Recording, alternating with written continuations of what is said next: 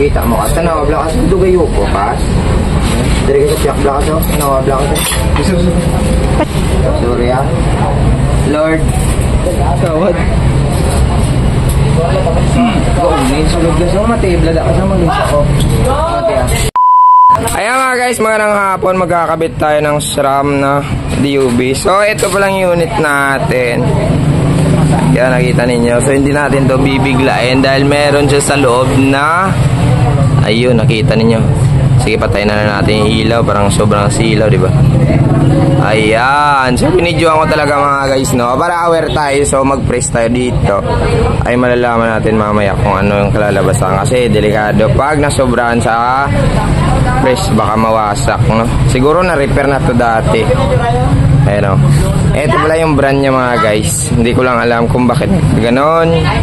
Siguro sa unang gumawa. Kabit muna natin. Ilagyan muna natin ng pampadanlog mga guys, no? Siyempre, para hindi siya masyadong mabalda pag malalagay. Yun. Ito, kabit mo natin. Lagyan na natin ng pampadanlog. So, unti-unti mo. Hindi na mag-iyon drop out na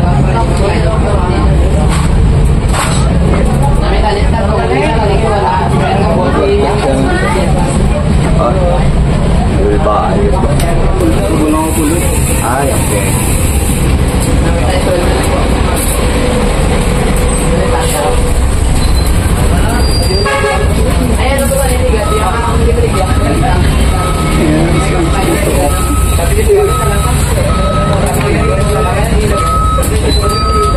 Ayan, pumasok na.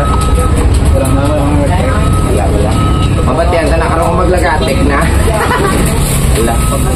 Direta na yung mga nasa piyak. So, kita mo ka. Tanawa blakas. Dugayo ko, pas. Dari ka sa piyak blakas, oh. Tanawa blakas. Kita mo ka. Sorry, ah. Lord. Tawad. Gawin, sulog na sa matibla. Daka sa mag-isa ko. Mati, ah. Batsikan mo, matayan mo. Doon eh. Garagit na ito lang. Sure ah?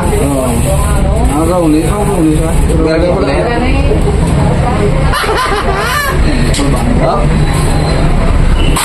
Patayan? Ha? Kapres yun? Nanayin lang, may kaso lang. Pressure. Oh, good na. Wow! Balik yung ginong-vlog nung sandalan.